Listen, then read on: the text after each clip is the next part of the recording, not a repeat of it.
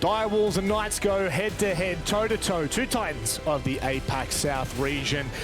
Honestly, I think this one has a lot of storylines to go along with it. Obviously, we're looking to Knights to kind of continue their upward trajectory, their rise back to form, but we have Direwolves on the other hand, looking for a very first 7-0 in APAC South. After 3 stages, we have not seen it, and they are one map away. They are one game away, and it is, of course, the Aussie boys that stand between them and 21 points. Raven, these guys have really run amok in APAC South this stage. Yeah, Direwolves have been fantastic in APAC South Stage 1, clearly being undefeated at this point, so they sit comfortably at the top of the standings. And it's been quite a thing to watch, honestly. Like, unlike a lot of the other teams, there isn't really this massive standout player where you can be like, oh yes, Speakeasy, for example, or this person been having a great stage. It really hasn't been that way for Direwolves, and partly I think that's a lot to their success, where their team is very even. I'm just looking through their team stats. Souffle is the highest rated player at 1.1. The next highest, or not next highest, the lowest rated player is 1.01. Wow. They're so tight in the ratings. It's usually far more spread out, and I think that's just to their credit. They play really well as a team. They coordinate fantastically, and they've clearly set themselves up to be able to handle a lot of the challenges. Yes, I do love seeing half of Souffle's head. It's a fantastic forehead. Good bowl cut to go along with it. Dev, are we really expecting to see anything out of what we have for the first 6 games? Well, technically 5. Yeah, well, look, well, yeah. They haven't played IG. Yeah, you can give them that. They got the forfeit win, but regardless, put that aside, they have demolished all of the competition. Some games have been harder than others, but these guys have been dominant, haven't even pushed to OT. So it's not just undefeated. They're on track for a 21-point season, which has never happened before in APAC South. And yeah, like you said, no particular standout players. I think in the past it used to be Souffle and Pika, who ED admitted would carry the team, and now they've brought on Jackie Wu and more recently Harambe, and this roster is looking so good. All these 5 players could step up when needed, and they have such a positive attitude. They're always having a laugh, having a dance, having a sing, getting their instruments out on the national broadcast as well. So that's what you can expect from this dominant roster. Yeah, big fan of Harambe's dance, that's for sure. One team that are looking for their opportunity to head to playoffs, remembering that they're not cemented as of yet, are the Knights. I think the big, if I'm correct in saying this, it's 1 point they need here, Dev. Yep, 100%. If they lock that in, they are well and truly off to the big dance. I'll just quickly rattle through this. Nice. If they get 1 point from this match, even if they go to overtime and lose, they are guaranteed to make playoffs. The only way that Knights don't make playoffs is if they lose and then Chiefs beat Invictus in overtime and Elevate get at least 1 point against Fury. So Knights are all but confirmed for playoffs, but they really they want to take destiny in their own hands. Beat Direwolves here, that would be a statement. Break the undefeated streak and see what you can do in playoffs. And you know what? I think this roster is reaching to that point, Raven. I think that we really are starting to talk about Knights, stage 2 Knights, which was just terrifying. Yeah, and look, they've really accelerated through their little rebuild in stage 1 here. They've been looking in fine form lately. In particular, going to highlight Sage. He's been having a really good stage in particular. And the thing that I really like about that is if you think back to especially their last couple of games, camera reactions at the end, man, he is fired up. He is shaking his desk and he's getting up and about. It's good energy to see. I think that's really important for the Knights. They went through that slump through stage 3 last year and the rebuild. So just to see them being up and about and that excited, seeing Stiggs hitting some new form as well. Yeah, I think it's really exciting to see them reaching this point. Yeah, Stiggs coming back into the roster. It's been a joy to talk to him on the interviews, and he's starting to look like it's even more comfortable week by week. It's time to have a look at the map, Vito. It's important, of course, because this will really determine a lot of what we're going to be talking about. And for the boys that are going to be casting, I mean, Bank is... I think it's my favorite, I'll be completely honest. I'm really enjoying Bank coming back into the iteration. Dev, what are your thoughts now? Is this leaning toward Direwolves a little bit? Admittedly, yeah. I'm going to just say it off the bat. Historically, Bank is such a good map for Direwolves. They have beaten Chiefs in the past earlier in this stage. They even beat Cyclops in the 6 Invitational qualifiers and Invictus. on this very map. So that is a huge benefit to them. Historically, great map. That said, Knights, they haven't played it a lot recently. The last time they played it was actually back in November, and that was for the Wrecked Mechs Gauntlet. The what, sorry? The what, sorry? Say it again. Say it loud for the kids in the back. I wouldn't put much stake into that result. So look, historically, not a good map for Knights. All that we know about, well, Knights have just practiced this in scrims, and that's it. Right, so Direwolves don't have info on them. Yep. This is historically a good Direwolves map, but not a lot of recent form. So yeah, you should probably swing towards DW, but Knights have that kind of unknown mystery advantage. Look, Knights said last week that they were coming in over-prepared for their match. Are they doing the same this week? They haven't played it once in Stage 1, so a lot of questions are there to be answered. And two that I'm almost confident might be able to answer them are Xenox and Cuz. Enjoy, guys. I was almost confident you weren't going to be able to get that one over the line, mate, but you salvaged it. Well done. Big game coming up, of course. The curtain raise is gone. Now we have the main event, or almost. It's probably tied. It's a big one, though, guys. Direwolves and Knights. If it wasn't for the IG Chiefs game, this would have been match of the day material. Yeah, big matchup. Obviously, Direwolves going for the perfect stage. The Knights looking to confirm their position as well. Two big names, two big teams, and a big map as well. Very intrigued that the Knights have let this one slip through. Well, sometimes in the best matches, you got to do it big. In this case, Direwolves looking for 7-0. They could be the first team to do just that in APAC South if they pull off the regulation win against the Knights. I mean, heck, even an OT win would just about do. In fact, for both teams, yeah, a regulation Direwolves win would actually be great. That's probably something they would both want. For who, sorry? For both teams.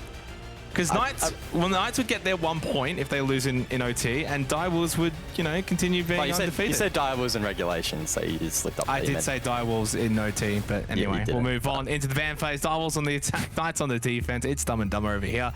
Big game though, guys. It really is. I'll spell it out pretty quickly. The Knights, if they lose this game and get nothing from it, they can get knocked out, but it's only in the event that the Chiefs win the next game in overtime. So it's a very weird kind of like, I don't even know, sequence that has to happen, but it can happen. So getting the 1 point at minimum here against Direwolves does secure them top 4. Anything that can go wrong in APAC South does go wrong. Yeah, it does. We saw that last year. So Knights will not be taking any chances here whatsoever. This is 100% foot to the floor. 110%, honestly. This is probably going to be the match that they've prepared the most for throughout this stage, to 100% lock in that position. Also, we've got to take into consideration seeding for the playoffs. Now, I don't know what the implications will be necessarily from 2nd through to 4th. I guess let's run this theory through. If they only win in overtime, get 2 points. IG, if they win in regulation, will jump above them, which will knock them down a position. It might not have the most disastrous flow-on effect to playoffs. It's really first place is where you get the biggest advantage. So something to just keep in mind that, yeah, Knights 100% foot to the floor. They will be wanting to win this out. And they've taken on a big challenge here. Bank is a map that's been very successful for Divers historically, very successful throughout this first stage. And as the boys alluded to, the Knights have not played it in a long time, never mind in stage 1. The other thing to take into account here as well, we think back to Playday 4. Knights lost 7-2 to Elevate on Border. They got absolutely dismantled, and we kind of questioned where Knights were at. Well, that was the end of what was a slow start. Since then, they took down the Chiefs, and then they took down IG. So this is the last game of that big, massive run home that they had, that they have to get through. And if they can beat Direwolves, and if they do win this game, guys, are they regarded as the best team in APAC South going into the playoffs? I would have to say, of recency form, the answer would be yes. Yeah, the big thing that sort of overshadows Direwolves' accomplishments in this stage, and it's absolutely no fault of their own, is that forfeit against Invictus. So we can't confidently sit here and say heading into the playoffs, even if they are finishing in first place, that's already locked in, that they are the best team in the best form, because I mean, they haven't really had a huge challenge. This game, though, it is a decent challenge, although the context means that maybe they won't put in a full effort. It's obviously hard to say. A lot of question marks to be made heading into the playoffs. You look at sort of the last couple of games for Direwolves. Since that forfeit in particular, obviously IG forfeiting to Direwolves, they played Fury, then they played Renatus, and then they played Wildcard. So not exactly the hardest sort of games. So this is a big test. We're going to now see Direwolves from the start at this stage. Are they still really here? Have we still got that Direwolves that exploded in Playday 1 and Playday 2 and set up that blockbuster for Playday 3? This is sure to be a big game. Jackie Wu over towards hallway, just outside of Janna's closet. Big player is Jackie Wu, and yeah, like for the Knights defensively, they are going for that more older approach. The Tachanka, the smoke, we'll see if it does pay off. They do have the Echo as well, so really buying into that denial. And again, just another point about the map pool. Direwolves playing it very safe here, playing a map that they've already played a couple of times. Whereas Knights, they're now gaining experience on a new map. And we think about the playoffs discussion, it's best of 3 format. And that with the 9 map pool now is huge. Teams that have experimented on maps and gained experience elsewhere are going to be served really, really well. And Direwolves, if they stagnate a little bit with their pool, could prove costly. But again, we get answers to that in a couple of weeks. Of course, the playoffs, 3 weeks in total, a huge format here. Change heading into 2022 for APAC. Facing off against the best from APAC North, and a lot to be excited for as teams battle it out for a spot at the NA Major. Well, we've gone over all of the storylines and beaten that to death. Let's just sit back and see how this game really does play out. Knights, they asked for this challenge. While they've been given it, swing into Elevator. Stig, somehow Jackie Wu stays alive. And Stiggs actually stays alive as well, and in the end, it's not too bad. It's a net positive for the Direwolves. Elevator position. Stiggs still holding this though, and he just loses immediately to Jackie Wu, who opens it up here for the Direwolves. They get the first pick. ED into Volt. What is this strategy from the Direwolves? And it's working. I think it's completely caught the Knights off guard. They were probably expecting that standard server push, and it has not happened. The Tachanka, the smoke, they've gone heavily into that, and it's backfired. Quiz over towards gold now, and an unwinnable position. Harambe to close it out. Direwolves with the back push, they pull it off. It's a strong start. And that's the way we always want to see teams really play up against that Tachanka, that smoke, that Echo kind of denial for the server room plant, or server push into plant. And Direwolves pulled it off perfectly. You go for that back attack, and yeah, there's not much that Knights could really do.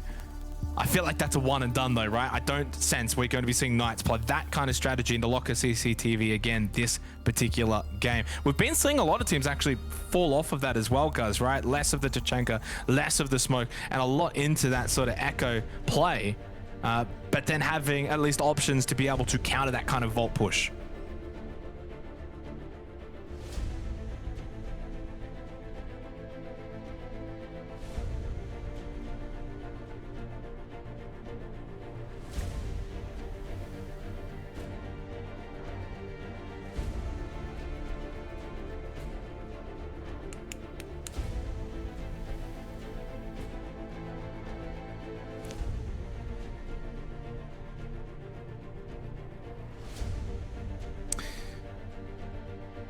Well, it looks like old mate Guzzler has left me there for a little bit, but I think he's back now. So wonderful point you were making to me. If you'd like to repeat it for everyone, that'd be great. The thing is, I don't know where I disconnected, so we want to just repeat it again. It wasn't that good. Don't worry. It wasn't that good, chat. I want to hear it again. Was that great? No. Let's move on. All right, well, a little embarrassing there for you guys. Great way to start here for this game, almost like the way the Knights have started, but full credit to Direwolves in that round, right? Like, you just give them the entire plaudits as much as you can really give them, and it's good science. Definitely posted at the start of that round, right? We haven't really seen Direwolves up against tough competition since the beginning of this stage. So the reality of the situation is you're coming into this one maybe a little colder than the Knights, because the Knights have already played Chiefs and IG coming into this game. They're at the top of their level. Like, the Knights, where they're at right now, is the best we've probably seen them for like almost a solid year. Like, it's been a long time since we've seen them at this kind of level. And Direwolves playing that first round, like, it just doesn't matter. The confidence that this team has is just, it's oozing. Yeah, I think, and talk about oozing, I mean, it's a lot of it is just the positivity from this roster, and you can often see it through the player cams. I mean, you can even see it now, right? They're just always up and about, always super excited. It's very much a APAC trademark to be upbeat and positive all the time, and Direwolves embodying that. It's been such a good stage for them so far, and I mean, it hasn't come immediately, right? Last year was a little bit slow for them at times, but it's really clicking heading into 2022. Again, already they have secured that first position heading into the APAC playoffs. That starts them in the second round of the upper bracket. And in theory, correct me if I'm wrong, that means they're one BO3 away from the major from this point onwards. Is that right? Yes. Well, there you go. That's pretty big. Yeah, it certainly is. I think also for Direwolves, it's the nature in a lot of their wins too, right? Like, I don't think they've been pushed to overtime at all this stage. So that's another thing where they're not only winning, right? They're 6-0. So, but they're winning quite cleanly. I mean, really, the first Playday was actually the closest game they've actually had all stage long, where that was a kind of game that really could have gone the way of the Chiefs. Like, it was really close, back and forth, 50-50. We have to think all the way back to March 17th for that one. And boy, time does fly. It's been a month since that game, but that was really a game that the Chiefs could have won. And we sat back at the end of Playday 1 and we're like, well, what are the ramifications there? Well, for the Direwolves, they've gone on and kicked on from that result, and the Chiefs has just continued to flounder a little bit. Yes, they've been all right, but they're so far, as it stands, in 5th place out of top 4. Obviously, they got their big game to come tonight against IG, but it is kind of funny, the crossroads there, right? Obviously, Direwolves kicked on, Chiefs floundering a little bit from that one, and how close it really was. We head back into the game, little tech issue there, but fortunately back into it here for round number 2 as we head to staff open area. Knights on the defense. They attempted locker CCTV with a bit of an older strategy that clearly did not work. Direwolves read it like a book. I think a part of that as well, when you consider the attacker repick error, you see a lineup like that and you just know how to counter it. You can just switch up to the best way to counter it, and that's exactly what Direwolves have been able to do.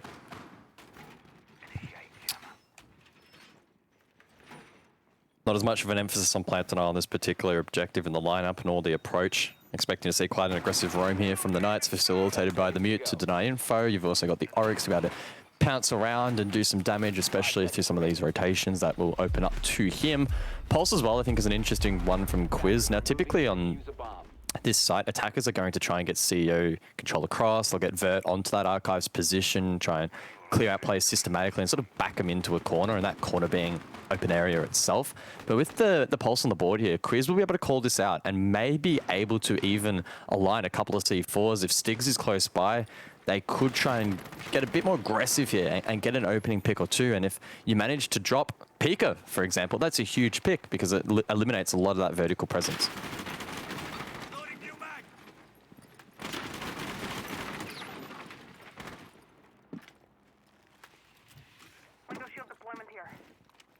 That's so far over this stage, a little reliant on Sage as usual in terms of eliminations, but overall, rather pretty even team. We look at Quiz, who had a big standout performance for the Knights in their last game. I think that was in the Oceanic Nationals, where he picked up about 14, 15 frags. He really stood up there. So far has been the lower performing member of this roster in APAC South, but you know, he has the capabilities to play better. That is just scary to think that this Knights roster could even get to a better level. For Direwolves, I think they're the only team that has all 5 players above a 1.0 rating. So it really does write home just how dominant this team has been as a team, as a collective unit. This is not just like 2-3 fraggers with 2 players that are getting carried, 2 hard supports. No, they can all frag out. They can all play well. Quiz feeding so much information, but can't really retaliate. Used his Nitro early, and ED actually drops him from top square. So unaware of his backside, pays the price. Stigs was unable to really capitalize upon that information, hit a Nitro for himself, but instead will bunker down in towards site. Divers with good control up above. Sage, though, could be the X factor in this round. If any of these hatches up above are open, he could try and make the rotation. That could prove deadly, but needs to find that window of opportunity, and Diver's not really giving it. Knights just so defensive right now, both in the first round and this second round, have not really looked like being able to find an opening pick. Yes, we saw Stigs over towards Elevators in round 1 try something, but that fell flat. And so far, ED playing the Osa like a Montang. Of course, that Talon Shield can then go down inside, and it can provide cover to go for the plant. Nades can definitely deny and stop it momentarily. Juicy continues to just hold inside a start, but he is sensing that pressure Talon Shield does go down. 25 seconds left in the round. Knights still have 4 players. They need to find a couple of picks here.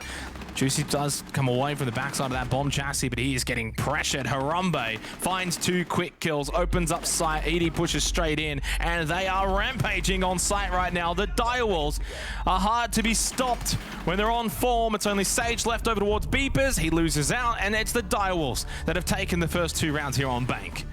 Just so much pressure in towards the site. The Knights, you can see how frantically they're trying to assess where the risks are coming from and don't really have the tools to be able to counter it. I mean, Juicy was a great example, freaking out a bit, using the impact grenades perhaps a little bit too early, and then was getting pressured from the likes of the main stairs, just absolutely everywhere.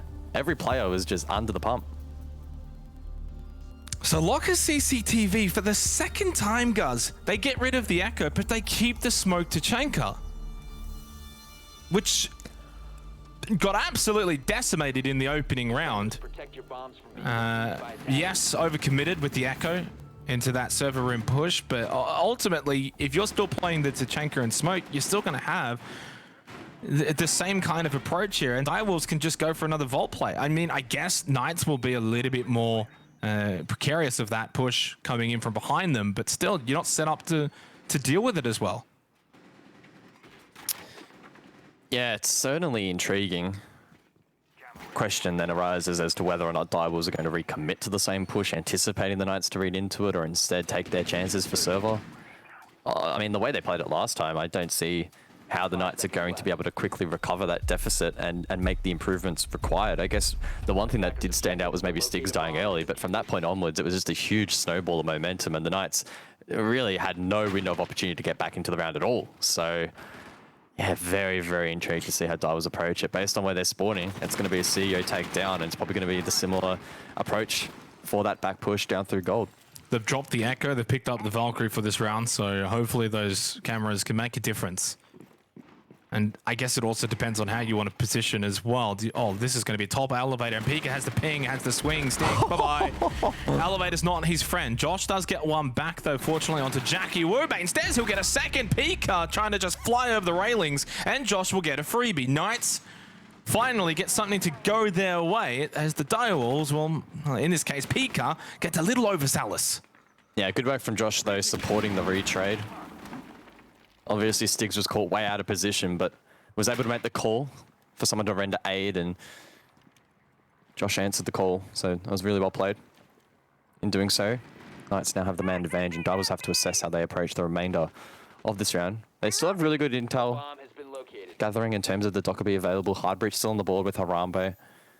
Nades as well in tow from Souffle, so they still have the tools to be able to get this round across the line, but a basement execute at a man disadvantage, especially with, you know, the smoke on the board, the Tachanka on the board, Nitro is still up as well. It's going to be very, very tough.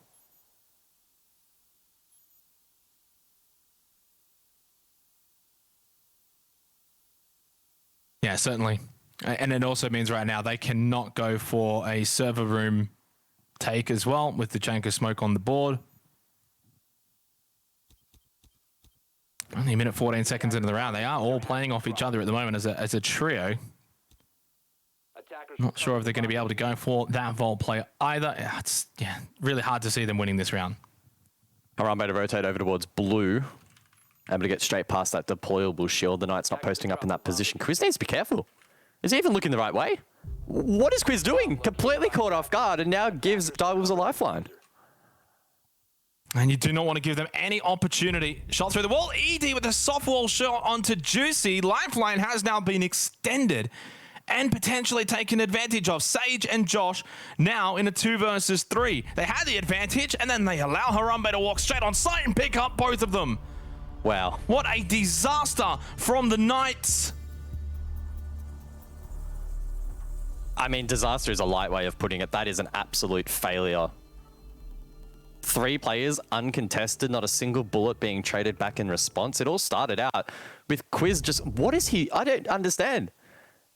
Just absolutely no regard for blue. Now, I don't know if that was because there was information that wasn't being watched or what was going on. Maybe there was a call that all 3 were pushing over towards the back push. I don't know. But it just completely fell apart from there, and it put a lot of pressure on the remaining defenders. That was weird. I don't know. 3-0 now for the Direwolves. I mean, previously we ruled out, or at least I ruled out Renatus at this point, losing out so many rounds early on the defense, but they were able to pull it back. Now we need to see a similar resistance from the Knights, because not only is this a test for them heading into potential playoffs, it's also, can they actually book their ticket to the playoffs? A loss here means that they are under threat of not making the playoffs. Now, it is a highly unlikely scenario, and they should still make it through, but destiny in your own hands is the way you want to play this league. We've seen it time and time again where teams have floundered in that final Playday, and it has proved very, very costly. I mean, all you need to do is ask Elevate, and they'll tell you how painful it is. Yeah, certainly, I agree with the sentiment there that this would not bode well. More so, not their playoff implications in terms of making top four, because I think it requires a lot to go wrong for that to happen, right? A Chiefs and IG going to overtime where Chiefs win, which is not out of the realms of possibility. It's not the biggest stretch by any imagination.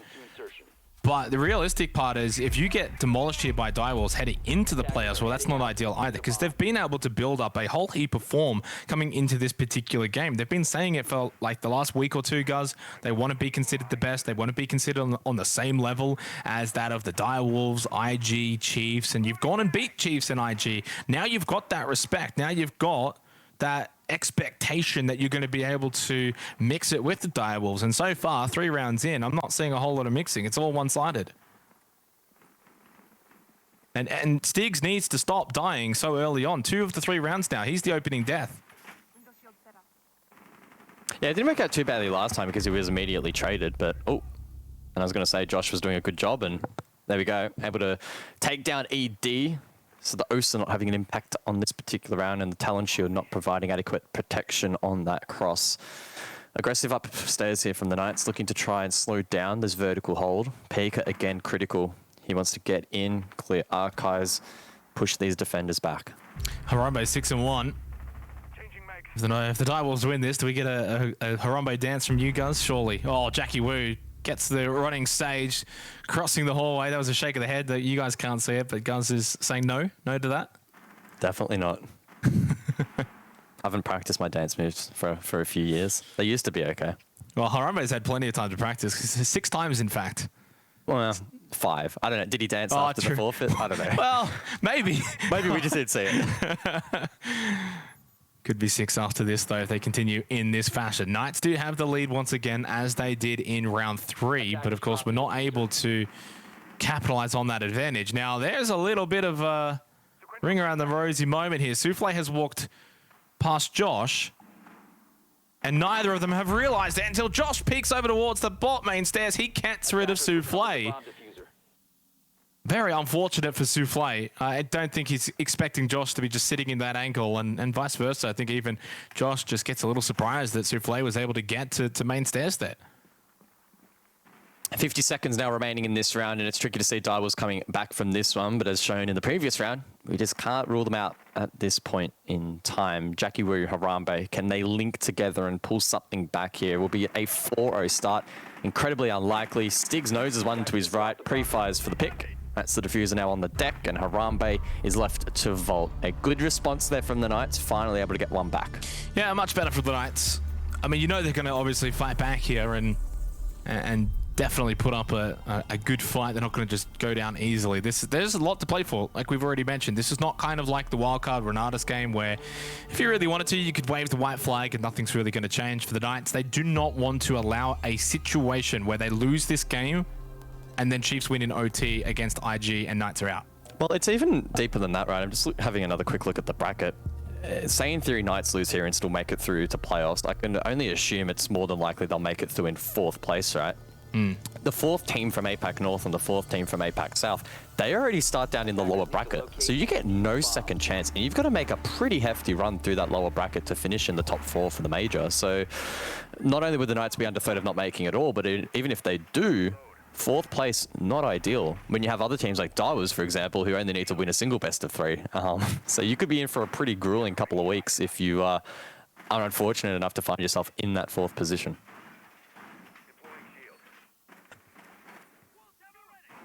CEO executive for the first time in this game. So far for the Knights, it's been all locker CCTV and open area staff with mixed success. Obviously, they win out in round 4 in open area, but their lockers CCTV has been extremely questionable. I mean, even heading to Bank was questionable, guys. You know, the guys on the desk were talking about heading to this game when you look at the Knights' record on Bank, or, you know, lack thereof, and the success that the Direwolves have had on Bank. It was a little perplexing, but I mean, if you want to be considered the best, I guess you got to beat the best. Why not beat them on one of their better maps? And look, if they can bring this first half to a decent close and get this to 3-3, I don't think it would be too bad. I mean, heck, even a 4-2 is probably not awful. In saying that, Direwolves have got a good defensive win rate on Bank, up in 59%. Their attacking win rate's only 51%. So it's no given that Direwolves will be an easier task when they're on the defense. Interesting use of the Nomad here on this particular site. Pika seemingly using it down below to maybe negate the fact that there are roamers from the Knights underneath the floor of the objective itself. So we'll have to see whether or not that plays a role in shutting down some of these players down below. I don't think it was the heftiest of roams. Josh, you can see the red outline underneath Juicy. Most of the team scattered quite deep to try and prevent side entry. Sage inside of Elevator, so those Yokais could have an impact late round, and the longer Divers prolong this execute, the more of an impact the Echo naturally has. Yeah, don't mind the Nomad from Pika can get out a couple of air jabs, expecting the Knights to probably get aggressive on the flank later round, or later in the round, I should say. Wouldn't have minded a Jackal here. I like seeing Jackal on CEO Executive clear out those players around the hallway, over towards Stock as well. ED looking to, I think, clear out Janitor. Well, throws out the smoke, actually. Still a lot of time left in this round.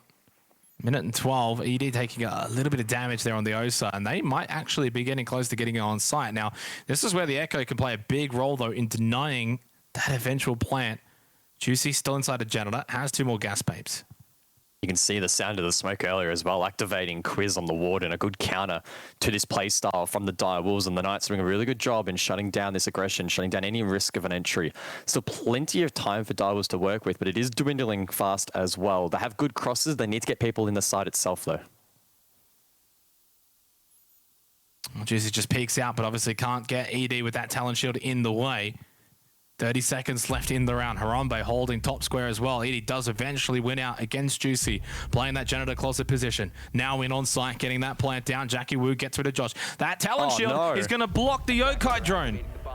Absolutely outplays the Yokai. And now with that plant down, those on the rappel, of course, in a pretty good spot. Quiz does get at least one of the rappellers in Jackie Wu. Still one more outside, maybe 2. Sage over towards hallway, but time is of the essence. And of course, that talent shield is just incredible. What this has been able to do, both of them, guys, have turned the tide in this round. Sure has. And now in the post, this is Direwolves to lose a triple for ED. He makes it 4 with the pistol. The OSA having such a huge impact in this match, and Direwolves showing their dominance on Bank. Yeah, the OSA, the difference maker there, for all intents and purposes. It's not like Knights did anything really all that wrong. I thought Juicy, the way he was playing Janitor, was fine. And then, you know, technically a normal Echo play there with the Yokai drone gets the deny, right? But he just goes up and then there's the talent shield and just bursts straight into it. And of course, the talent shield just blocks it. So Knights essentially played that the way you would generally play it. It's Direwolves just had the OSA up like the sleeve of tricks, and that works out perfectly. So really well played by ED and the Direwolves. ED now 6-1, Harambe 6-3, Pika's 5-2. Those 3 really leading from the front here for the Direwolves, and they are up now 4-1, looking to close out this opening half. Back down to basement to go, a site that hasn't yielded success for the Knights. The first attack in round 1 from the Direwolves is really potent.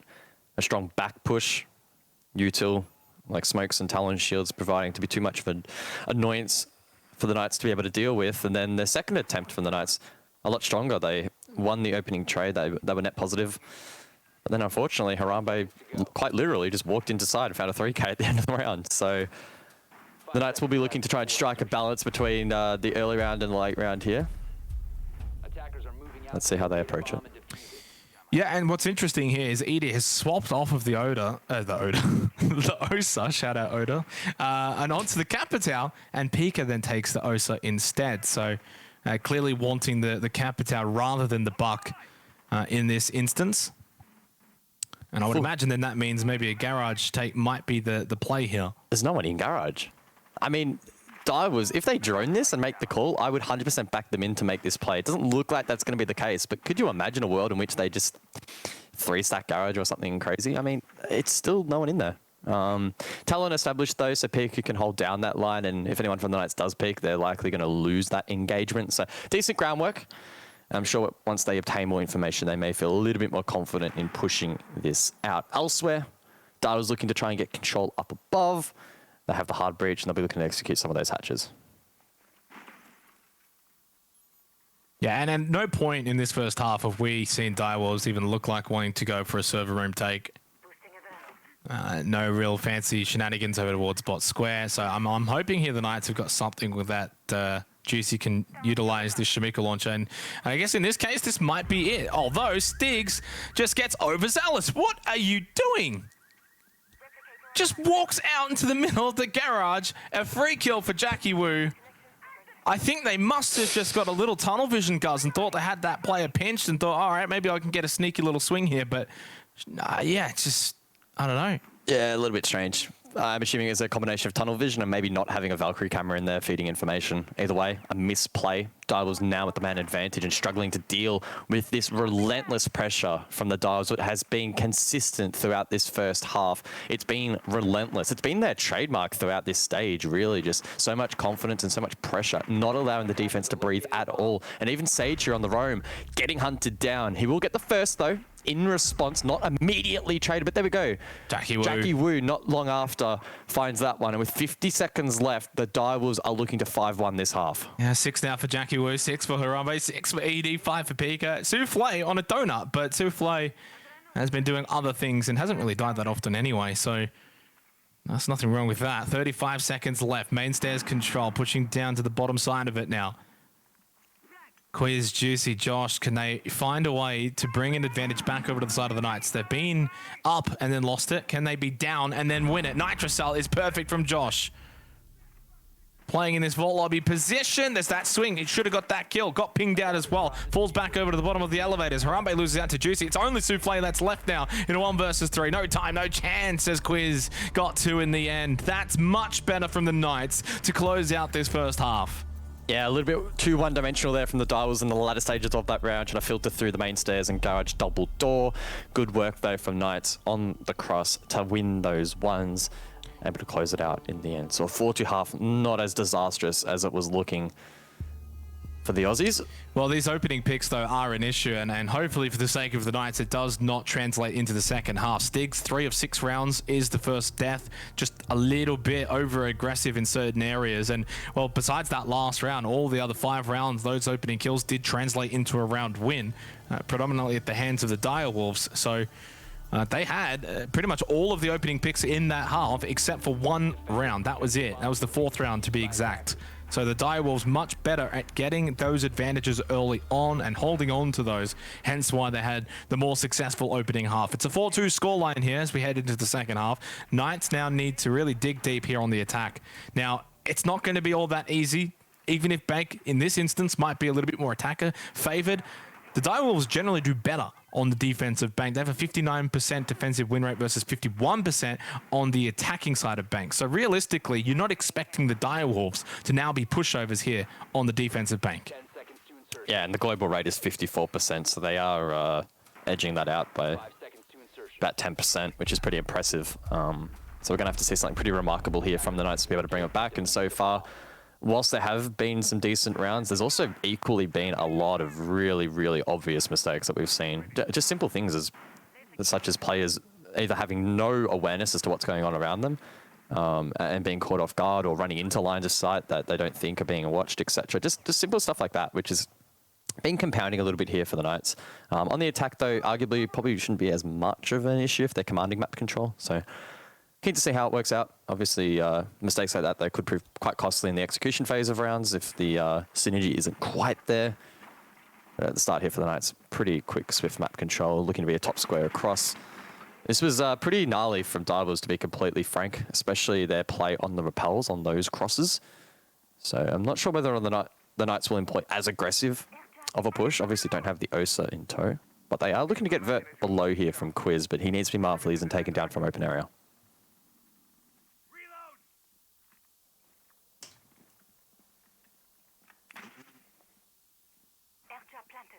Well, the lack of smoke here on CEO Executive is a little interesting. We saw the Knights bring it out. Juicy playing that janitor closet position, but it does mean it can be a focal point for the attacking team to try and clear out janitor.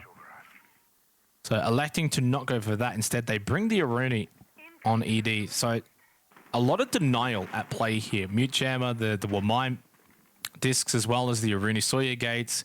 Obviously, you're going to have the Echo for that late round Yokai denial, and Valkyrie for the information. So it's not a bad little composition here for the Direwolves. Souffle actually still sitting inside a janitor closet anyway, but I'm assuming he's getting information off of these cameras and has this ping.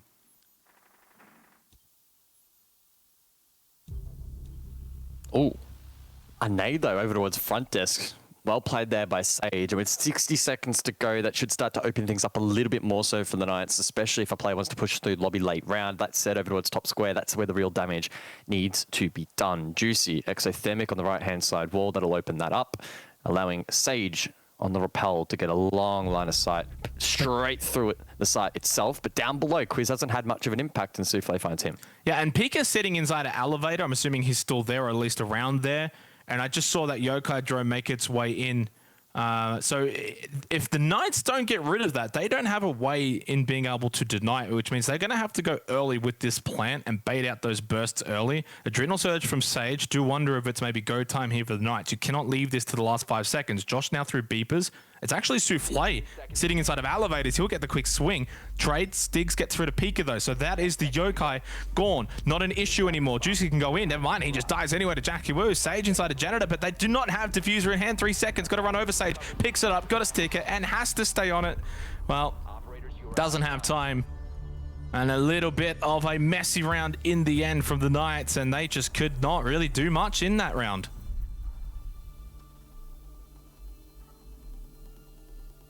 Definitely some teething issues in that round for the Knights. Some of the fundamentals weren't too bad, but I think Quiz having a lack of impact down below and taken down for free. Yeah, and on top of that, Stiggs not being able to coordinate his push through lobby at the same time as those two top square, it made things a little bit messy, and it gave Direwolves these sort of pockets of freedom to execute plays they otherwise really shouldn't have been able to do so, finding free picks, particularly off site. It compounded, it was costly. Now Direwolves will transition to the basement floor, and most teams in APAC South, particularly those from OS, being the Knights for example, they love going for the more traditional server push here. It's quite rare we'll see the back push like Direwolves executed in round number 1, and rightly so, Direwolves have read into that. They have bought quite literally the perfect server counter. You have, I mean, let's just run through it. You have the Tachanka to flame out default. You have the Jaeger to prevent projectiles from making their way inside of red. You also have ED for additional plant denial. Then you have Souffle for information, and you guessed it, more plant denial. Then, of course, Pika, he can sit inside of gold with the heartbeat sensor out, and he'll be giving out calls as to when players are actually going for that default plant. So it's going to be pretty tricky here for the Knights, and it's imperative that they get the ball rolling super, super quick here. The goal is to burn as much of that utility from Jackie Wu and ED as early in the round as possible.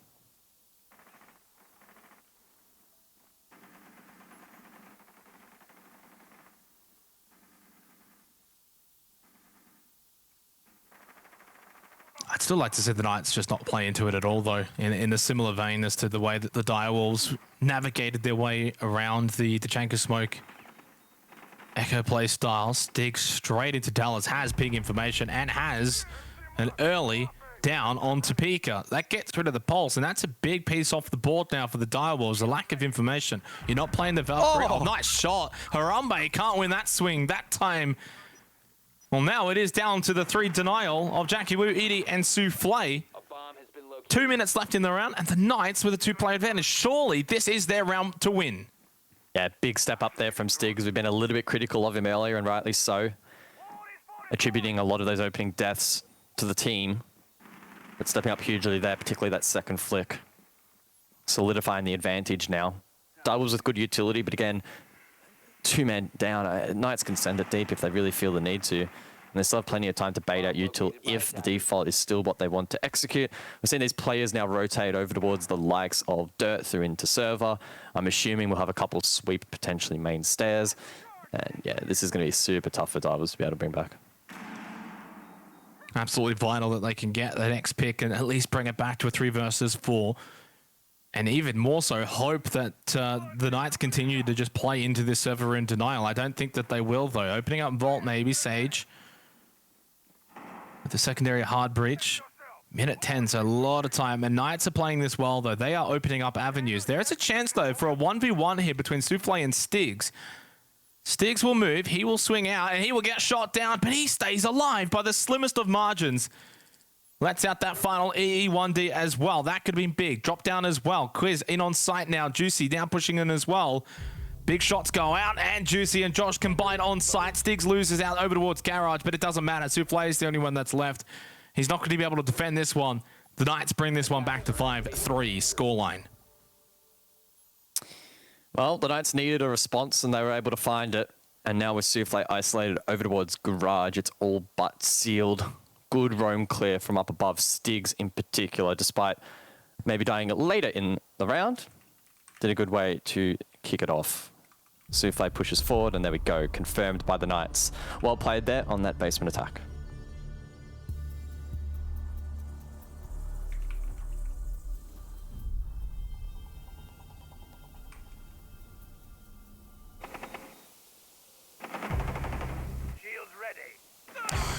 Yeah, hard to take too much into that round. Obviously, great individual play from Stigs to get those 2 opening picks. Do have to question... I don't really want to question Direwolves there at all. I think keeping pressure up above is fine, especially when you're up 5-2 in this game. You want to keep the Knights really guessing. It's just... in complete fairness, well played to Stigs, but you do have to question here, if they do go back to lock a CCTV, do they just bunker down? Do they just turtle it up? And I think when you look at the lineup composition now, the Maestro comes in, the Warden comes in. I think this case, Direwolves will play less aggressive above Guz and probably more on site and really try and play into that Tachanka. They've got the Echo, but they do get rid of the smoke. So they're not going to have as much denial as you generally would, but it does leave them more versatile in the case of like main stairs, garage, vault play as well, and not just all into that server room denial. Yeah, I wonder if Divers are actually going to roam at all here, right? It was obviously what cost them the last round because they weren't able to pull it off. I don't see any reason why you actually need to roam all that much on this site. You can definitely waste enough time for teams to be struggling to get the plant down, even just default by bunkering down on site. You may need some pressure in towards server and blue to prevent, you know, a really early control from the attack, but typically it's going to take up to a minute and a half at least to get boots on the ground, get the ball open, and actually go for your first plant attempt. And with the Tachanka on the board, with the Yokais on the board, etc., you can waste so much time. Now, not having smoke obviously is a bit of a curveball. Don't know whether the Knights have a read on that though. Obviously, they would have had to drone outside. They have lost 2 drones, so excited to see as to whether or not they actually are aware of that and look to push the matter maybe a little bit more aggressively.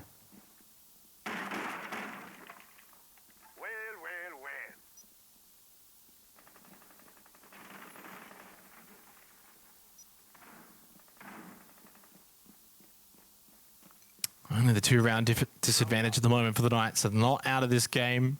Started slow. The first 3 rounds were all Direwolves, but since then it has been back and forth. Since essentially the 4th round, Knights, Direwolves, Knights, Direwolves, Knights. So yes, they gave the Direwolves a bit of a head start. Nice little swing from Quiz into blue stairs, so making sure that that's clear. Pretty much have to pre-fire that at this stage, and now with only roughly 90 seconds remaining in the round, Knights forcing themselves into that server room push. This is where the Shamika launcher of Jackie Wu going to have such an impact. Even Souffle late round as well. If he can actually stay alive on that Echo, the Yokai drone can be a factor. Sage getting main stairs control? No. Forcing his back way through open area and stuff. Opening up that hatch. So it's just checklist here for the Knights as Direwolves obviously reeled it in from that last round, right? A little bit more defensive, more on-site, allowing the Knights to get control earlier, but it puts the Direwolves in a better position to defend later. Good long angle here from Jackie Wu, probably going to be a key part of this defensive apparatus. Obviously, you can flame out this position really deep, but those flames aren't actually hitting the mark. Oh, that one's Last good. one does, so I mean, that's something. But again, Jackie Wu needs to be perfect. With no smoke on the board, there's no backup in terms of area denial.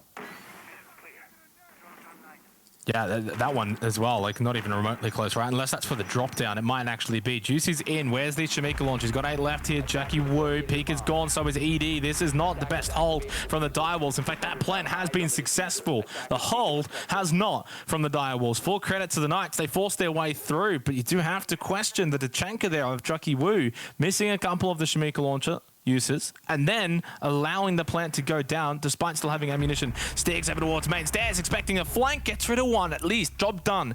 Now makes it a 2 versus 3. Direwolves need to clear above if they're going to get this retake. They just don't have the players for it. Player inside a server room as well for the Knights.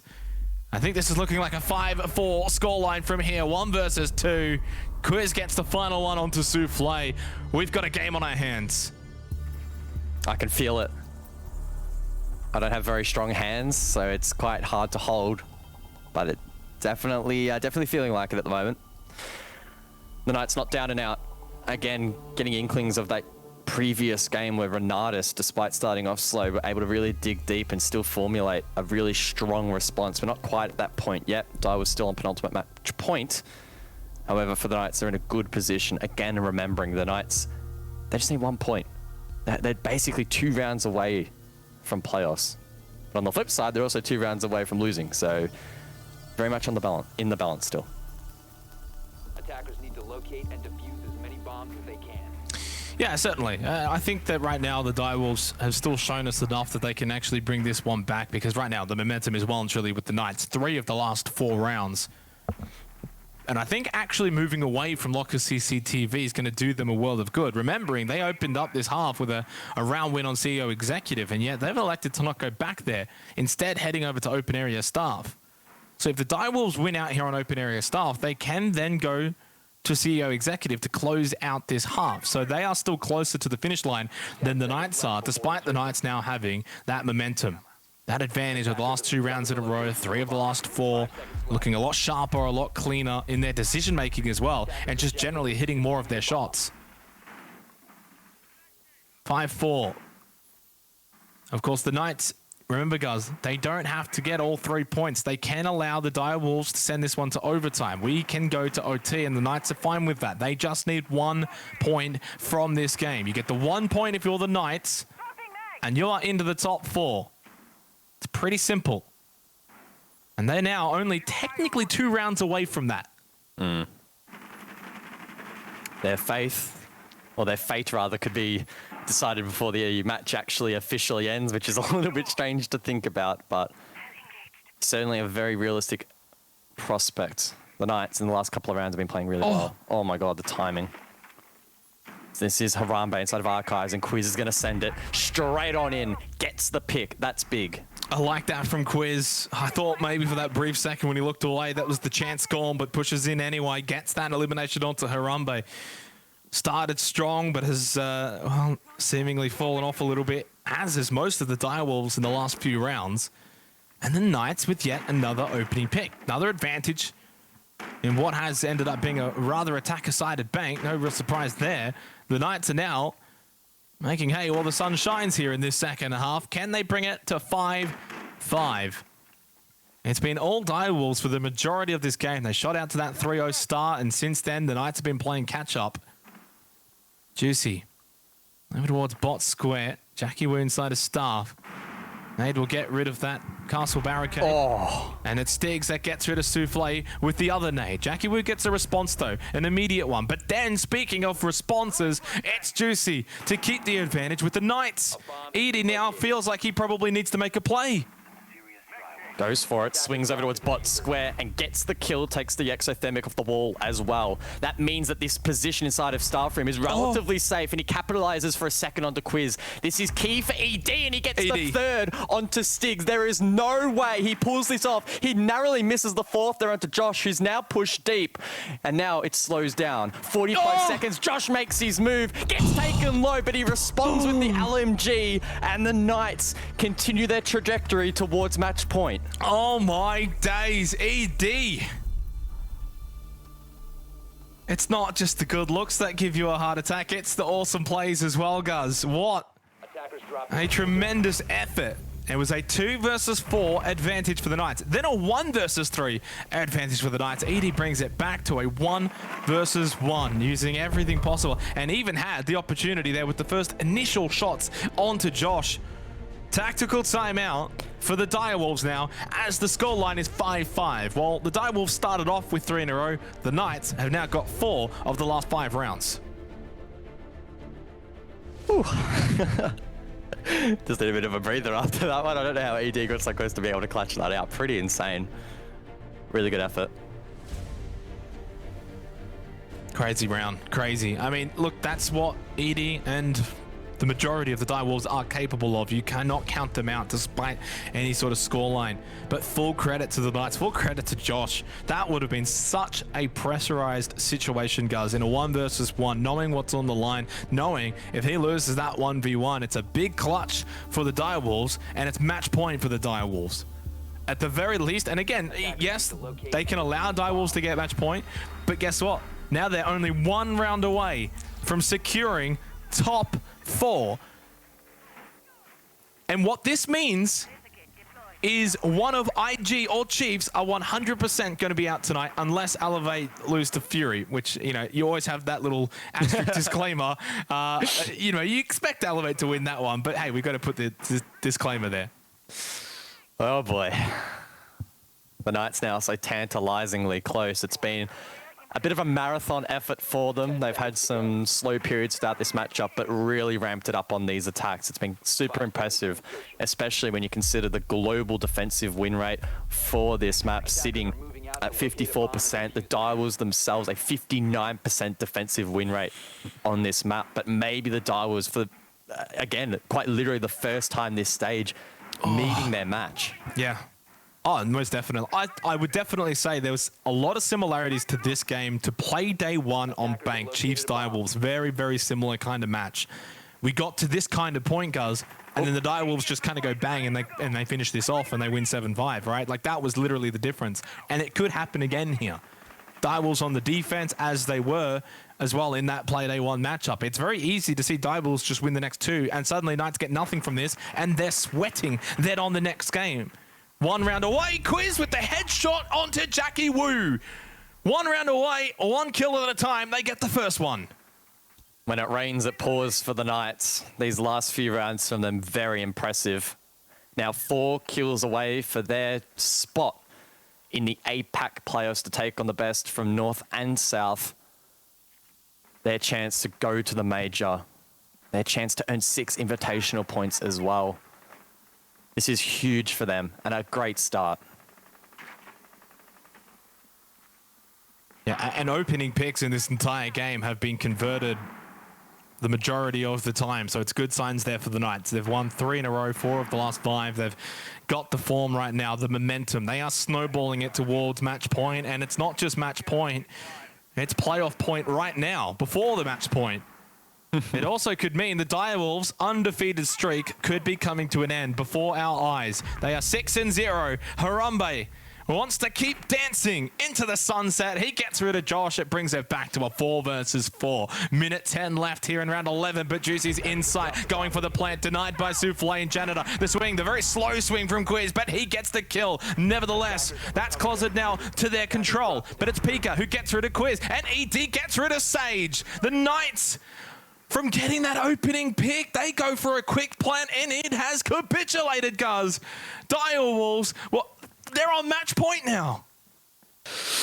They sure are. The streak is alive, well and truly, for the Direwolves to have a perfect stage. The Knights unlikely to win this round out, but they're still in with a shout as well. It'll be critical that they push this to overtime and at least secure 1 point, but a fantastic opportunity here seemingly goes begging as Stiggs progresses over towards main stairs, barbed wire in his way, the angle at long desk as well, and he's just 1 swing away from being taken down. Well, he gets the first one onto ED. Is there something special here to be played out? No, Pika says absolutely not. Match point, Direwolves, and it's the 21-point round. If the Direwolves win this, they create history. If the Knights win this, they make top 4. Ooh, not a bad little storyline we got going here, I gotta say. If this is the The second curtain raiser of the night. I cannot wait for the third game. This ain't no curtain raiser. This is the main appetizer. This is the As a main tactical timeout for the Knights. No surprise with what's on the line here. We go to Lockers CCTV. Where it all started is where it may all end. One way or another, we're going to get a conclusion here in this 12th round. If the Knights win, it's top 4, and the 21-point dream is done. If the Direwolves win, Knights will be sitting and watching as participants, watching the IG Chiefs game to see if they are still alive for playoffs, and the Direwolves create history. There's so much in this next round. Sure is. Does that mean if the Knights win this round, I can go have dinner? Because the rest of the match doesn't really matter. No, unfortunately not. You'll have to keep going, mate. And technically, look, there's the 21 points, and then if you really want to talk about it, you could still stay undefeated as well. Like if Direwolves win in OT, you could still say undefeated on the stage, right? So that's still pretty nice. That's still creating some kind of history. Just not as clean, let's be honest. But still, let's move into this massive round. Direwolves on the defense. They elect for the Tachanka smoke echo play along with the pulse. So clearly trying to deny the Knights server room push. And for the Knights, as to how they're shaping up right now, of course, still 15 seconds to change things up. But Lion, you've got the Buck, the Finker. No, oh, no way. Josh does not go the fuse here. What? In such a big round. What? There is no way this is happening. Stiggs goes on to the Lion. They swap out the Sophia and they bring the fuse. Okay, they've done this because Sage had a drone on Archives. They know that there is a roam on here right now. Josh is going to go straight to CEO and start absolutely bombarding this position down below. Try to counter the pulse. Now, obviously getting that util on the ground with the pulse down below, it's going to be pretty tough, but I don't mind this as a counterplay from the Knights. Now, I don't know exactly how they're going to be able to pull it off, but we'll see. They're already applying decent pressure from bot square, so honestly, the fuse might not even be completely necessary here. The E1D goes out, gets a couple of pings as well for good measure. Why not? Give you the majority of the team. Can't really do too much with it these days, but it's still a little bit annoying for the defenders. Stiggs, obviously he'll just blindly shoot into that old ping. It's well gone now, well expired. I think the biggest thing right now is just making sure you don't put a foot wrong, guys, right? Either of these two teams can capitalize on the other. If someone makes a mistake, the other team will pounce. Direwolves have already won this first minute because they've fallen off any position that the fuse is going to have an impact. You think about it now, where is Fuse going to get util down? Maybe through hatches? I mean, that might be on the cards, but I don't really sense that the hatches are going to be in positions where you're actually holding anyway. So, I mean, maybe if you get a decent bounce, Josh could do some damage, but I don't know. I'm pretty doubtful. Either way, though, a decent response from the Knights in terms that they are dealing with these hatches pretty systematically. There's also some util as well that they should be able to clear. Josh is going to just continue to pepper down through this hatch. I don't really see if he's going to find much. I mean, maybe, but again, quite doubtful. Jeez, and where's the time gone? Only a minute 15 remaining, still 5 versus 5, no real engagements. Direwolves have completely fallen off everything. Does fall into the favor though of the Knights in some way. They can open up this server room. Well, this is where we're going to start to see that Shamika launcher really make its impact. Same with the gas babes as well from ED. First one goes out. Now it begins that sort of countdown, right? Where there's a minute left. There's a lot of utility still for the Direwolves to burn through. Sticks with the rotation potentially over towards Garage, but I don't think he's going to commit to that. Instead, default here from the Knights. Time though of the essence. 45 seconds. Limited opportunities to go for the plant. Still 7 flames in the pocket of Jackie Wu. 1 smoke for ED. Here's the first attempt. Juicy's going to go in. He'll most likely get pushed off this. I'd be very surprised if this sticks, and it does not. Was that the Yokai drone that maybe had to deny that, though? I'm not entirely sure. 30 seconds, though. This is it. These are the final moments, potentially, for the Knights if they cannot convert this next plant attempt. 20 seconds. There's still a couple in that Shamika launcher available. Juicy gets low. Adrenal Surge gets utilized by Quiz. 15 seconds. Time is now running out. Someone needs to push forward, be the front line. It's Sage that drops down. Can he find the kill through the hallway? Not initially. Jackie Wu burns out Juicy. That's Diffuser on the ground. No one's going to be able to plant that immediately, and it is the Direwolves that are cleaning up the kills. It's Quiz that picks it up. The rookie, Stiggs, cannot. He gets the knife on the Souffle, but he's down. Quiz, he's going to be able to plant it. but no, denied. Direwolves get 21 points from 7 games played. They create history in APAC South. It's another Harambe dance for all to see. They are the best team in APAC South. What a performance from the Direwolves, and what a stage, making history here in APAC South. Chaos in that final round, but they pull through